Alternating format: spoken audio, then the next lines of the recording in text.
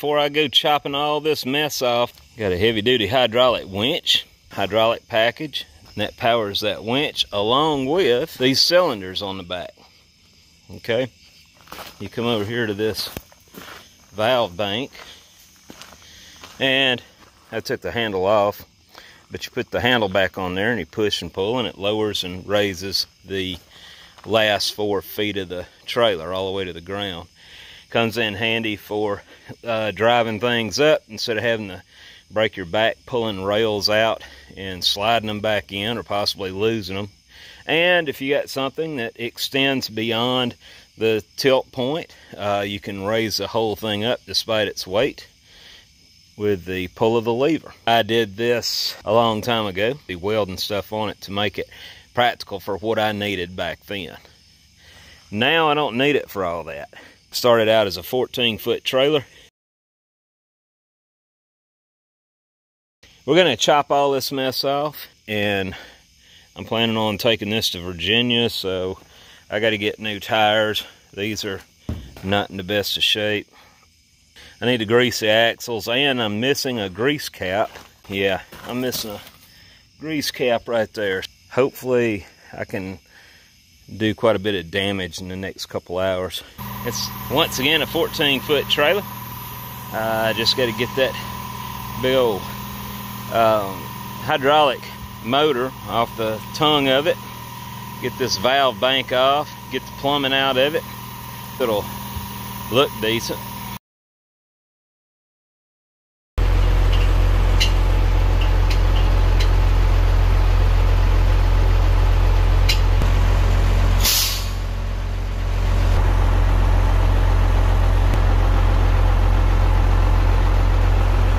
When I needed to winch anything from heavy logs, you name it, up on this trailer, I would just open the valve and let this thing run continuously, and I'd wrap a rope around it, about 3 wraps. It worked great.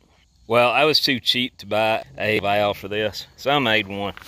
Check this out. So right now, this is dumping straight to tank, and this valve is closed, which feeds the hydraulic winch. Flip it this way, it closes the tank and starts feeding to the winch. Bet y'all never seen a rig like that, huh? It worked though. I used it for several years like that. For a 1x4 by 10 foot. Rewire the motor. This thing's turning backwards. I don't normally do this, but I went ahead and scored a little recessed area in these, only because this flask is so big. I wouldn't do that on the smaller ones. It's a waste of time.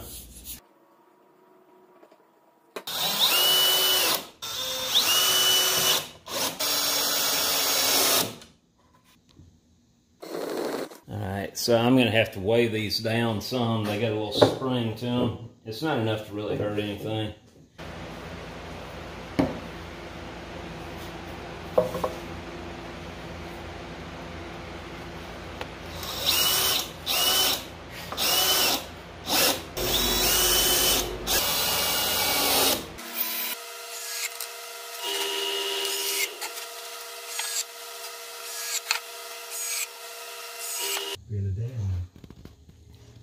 Feels like.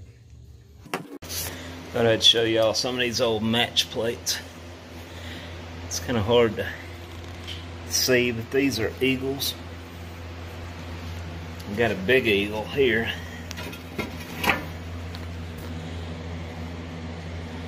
They need cleaning up bad. Got some elephants, bookends. They had been out in the weather quite a while. This is a beer stein. I gotta get this cast. Keith made this for me, and I just haven't had time. I want to make a little bigger board and lay this on it and ram it up and make a little tombstone for Dog. Okay guys, I was originally going to be showing you ramming up these, and I may still try to fit that in, too soon to say. I have a guy in Pennsylvania that sent me a pattern several months back, And this particular casting is going to be how he stays warm this winter. This is it. It is a grate that went in an old John Mullen Company stove, and they went out of business or shut down in 1847, so there's no spare parts for this stove. And it is a coal stove. Like I said, the customer is in Pennsylvania, and he's needing me to make a replacement. Now, I know what you're saying. I know what you're thinking. All this stuff is not going to release from the sand. You would be correct. For a fire grate, I don't think he cares what the finish looks like. So we are going to go ahead and use that flask that I just made for this project.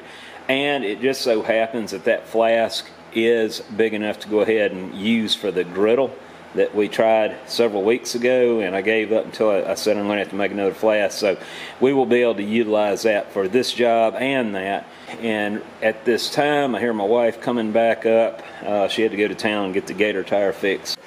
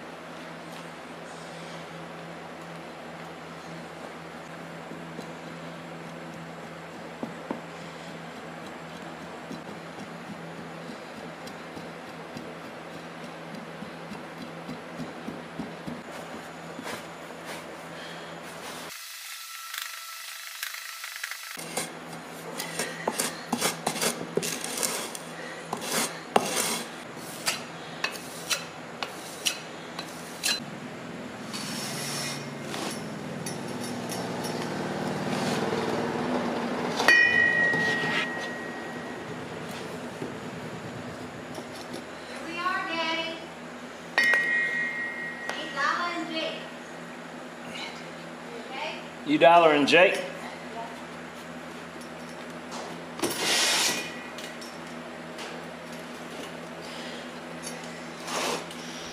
These are the blocks that I was using to level the pattern on the first side.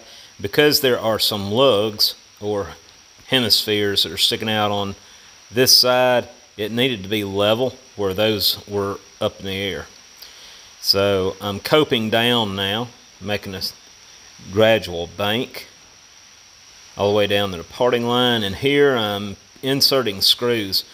Guys, this pattern was so rough, there's no way it was going to pull clean and leave those in place without it. Here I'm just pre-drilling the pull hole before I forget about it. And thank goodness for a cordless drill, huh? But anyway, I wanted to make sure, you're going to see me wrapping this pattern in a minute, and it's just to make sure that the cope, I don't want to waste a lot of time ramming the cope end up until I know for certain this is going to come out.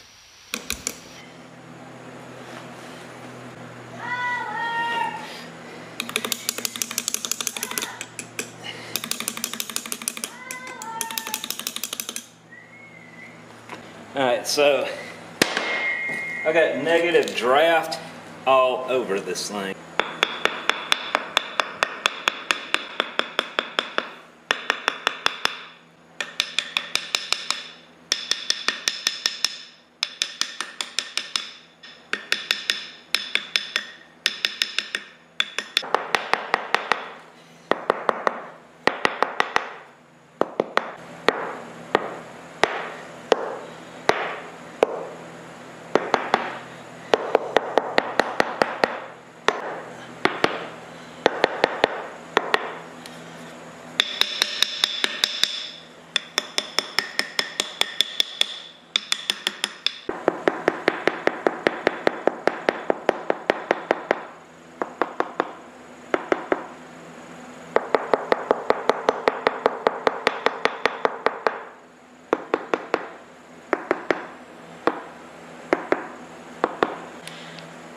It's going to come out and there's going to be a whole lot of grinding to do.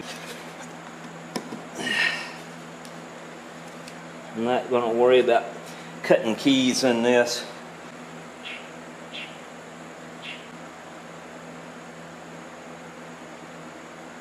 I'm afraid all that's just going to crumble. I'm going to put some risers on this. I'll put my sprue here and then feed that. Doing this just to avoid beating the parting dust out of the way. Applying the sand as low down as I can.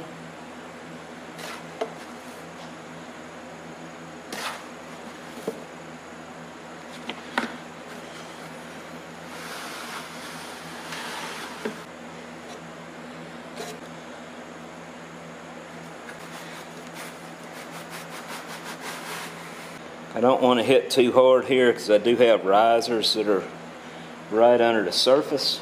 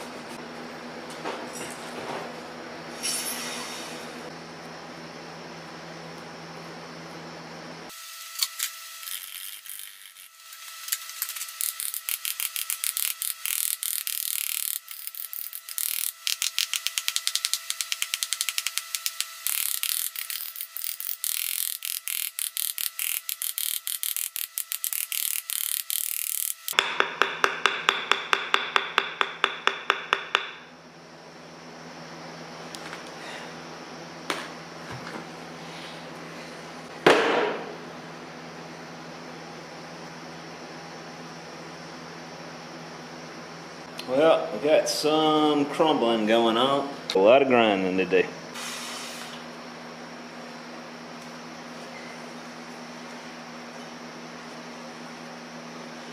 Yeah, I got a few chunks breaking off there. If I hadn't put those 200 screws in there, all that crap would have just broke off.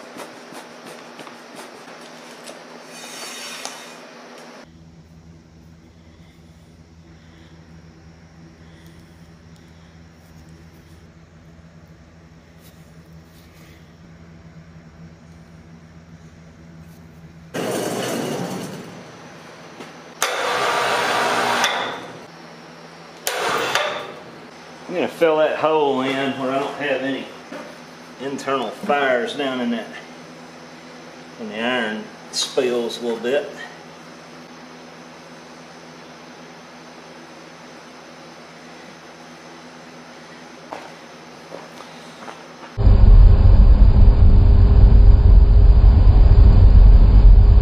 Push in and pick up at the same time. Crap! But don't put it in there yet. Pick it up a little.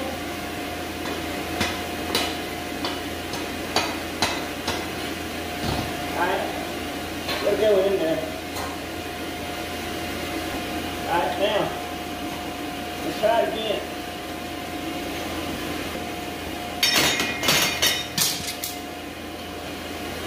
It ain't sitting in there.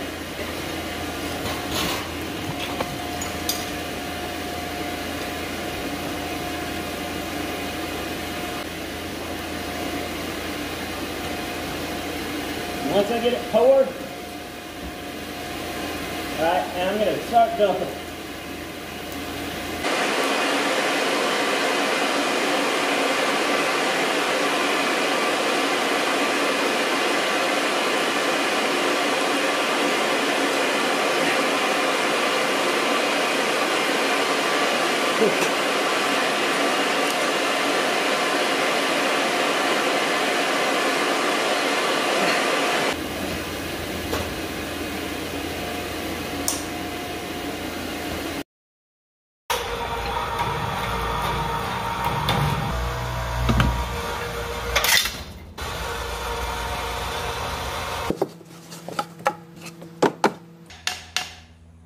Gotta get all these screws. Okay, this is all I'm gonna do to this tonight. I will finish grinding after I hear back from the customer. Got one spot right there broke off when I was knocking the gating off. Yeah, I never had that look before. It's supposed to look like this end. I don't know if that's critical, but anyway, I'll have to get in here with the grinder and chase these out. Got a screw embedded in the iron there. That'll come out when I grind it. But yeah, I'll finish this up after I hear back from him. But you can see it good right there. Dollar.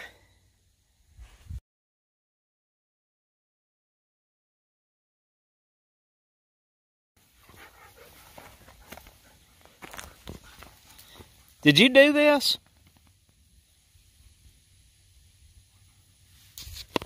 Alright, so I took and packed this hole super tight with paper towel. I got it recessed in probably about a 32nd, 1/6 of an inch on both sides. And now I'm going to go over it with a layer of water putty on both sides and build that end up just a little bit, not much. These were not faced on this side, but I do believe they were turned maybe on this side. I don't know. That's funny that these are not circular marks. After I do that, I'm gonna put some special coating on here. Alright, I got this thing coated and I'm gonna let it dry and we'll ram it tomorrow.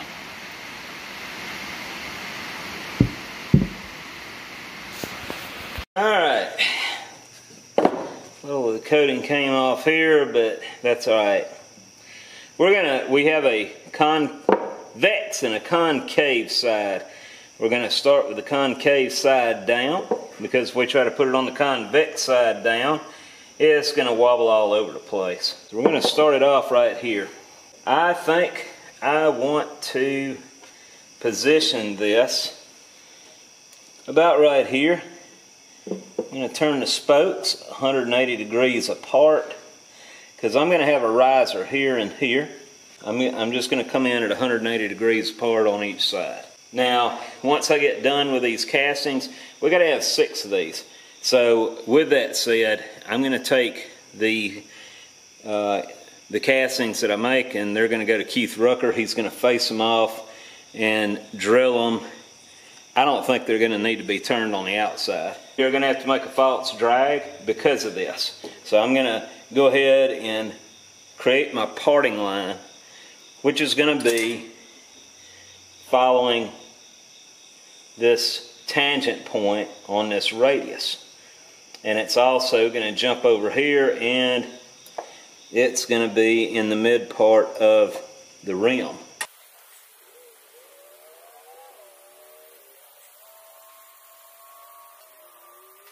Pack this down in there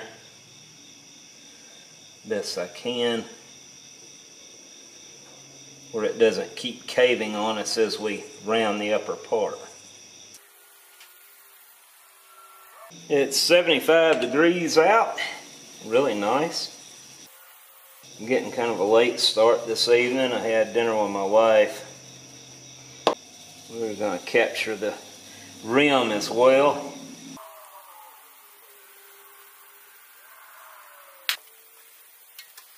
Now I tried to get this first batch a little wetter than normal, just because this is going to be repeated several times off of this same mold. I want to try to get 6 wheels off of this, if I can.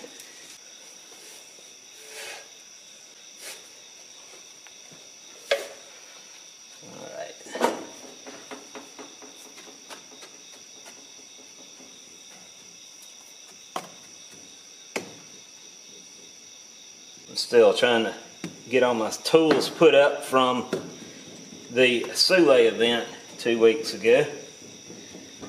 That's the bad thing about tearing down setups and relocating, getting everything back the way it was prior to leaving. But anytime I do that, I always try to make some improvements on the way. Alright, so this is going to be used several times, as I said, so I want to get this pretty hard.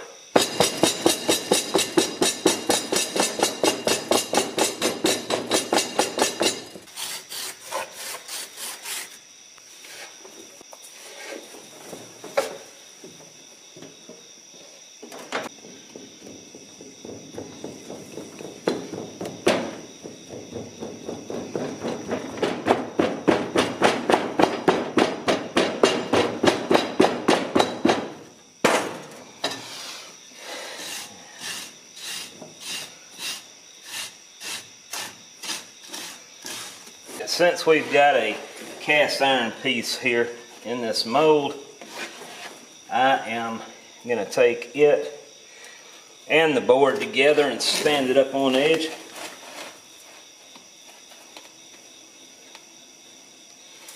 Just in the event the gravity takes over on that casting and wants to pull on it.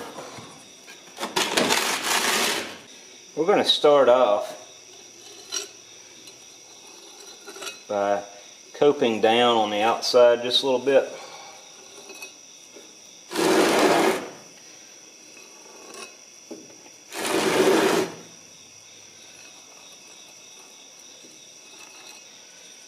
Not too much.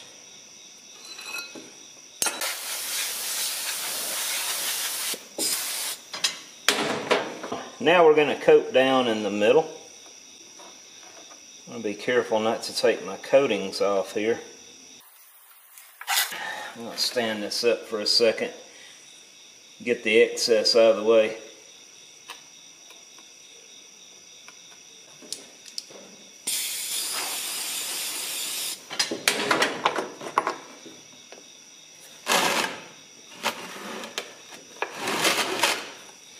Before I start digging those out, I want to press that sand down, firm it up the best I can at each one of these little windows. And then I'm going to start going down to the parting line on each one. I should probably work on one feature of the window at a time.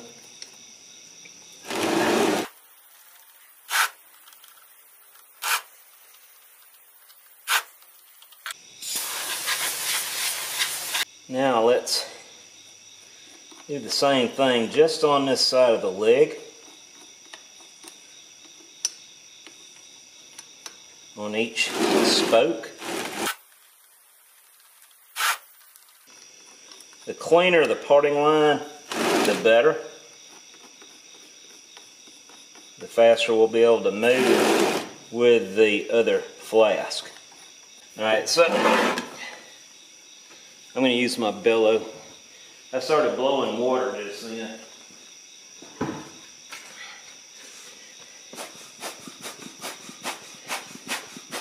We've got this side and this side. Now I'm going to carefully remove the sand here.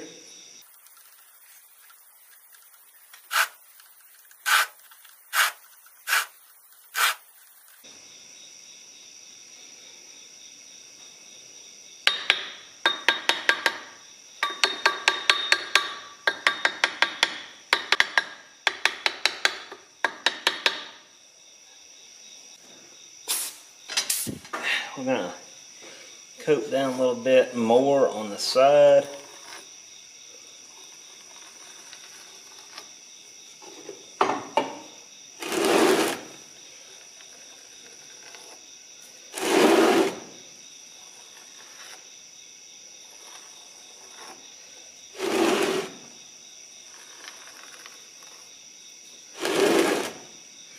I don't want to go too deep here. My goal is to get it down close to midway, then be able to wrap it, and that'll loosen any additional sand out of the way without going too deep.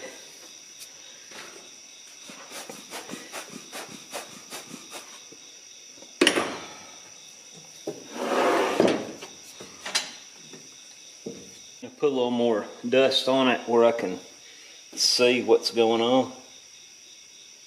It's about time for me to fill my bag, huh?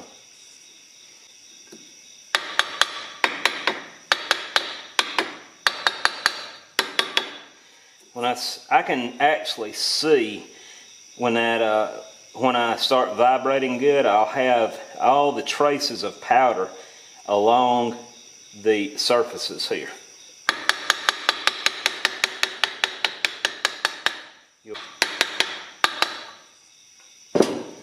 Alright, let's blow this out.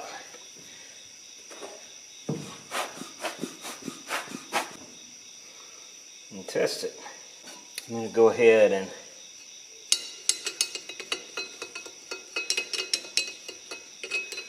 bring these windows down. I got a little bit of a pyramid there.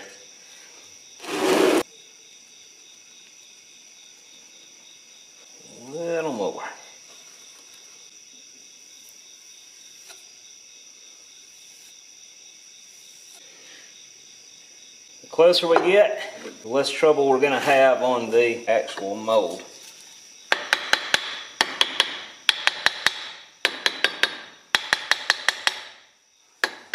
So you can see where it's wanting to crumble along the edges here.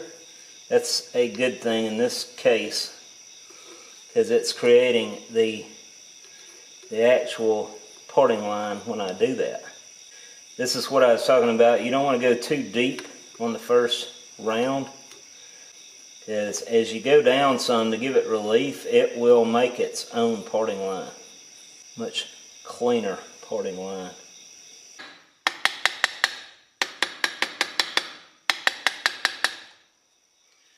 I think that should work. No, not yet. Let's see, just a little bit of flaking right here.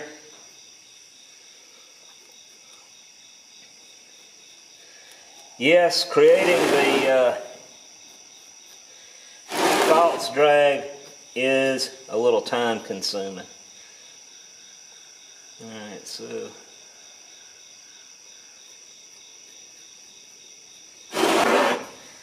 I'm going to repeat this process until we are as clean as we can get. Where's my magnets? I'm just going to make sure this thing's going to lift, and it won't. A little more to go here.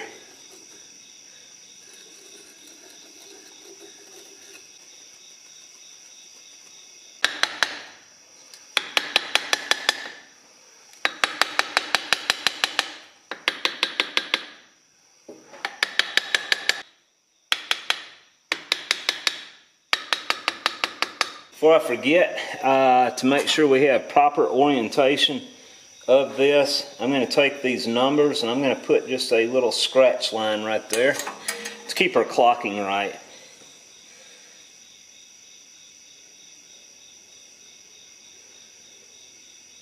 I don't know why I got a hook there, but I do.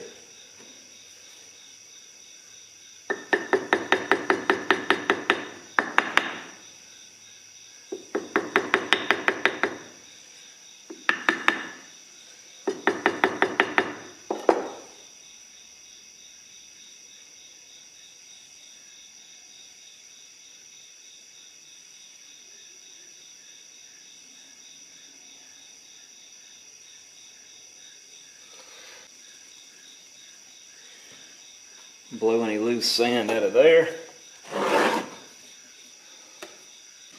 Now we have a beautiful false drag. This video here, and I'll just have to finish it up with a part 3. Trying to hurry up and get all this stuff cut off. I got the hydraulic winch off.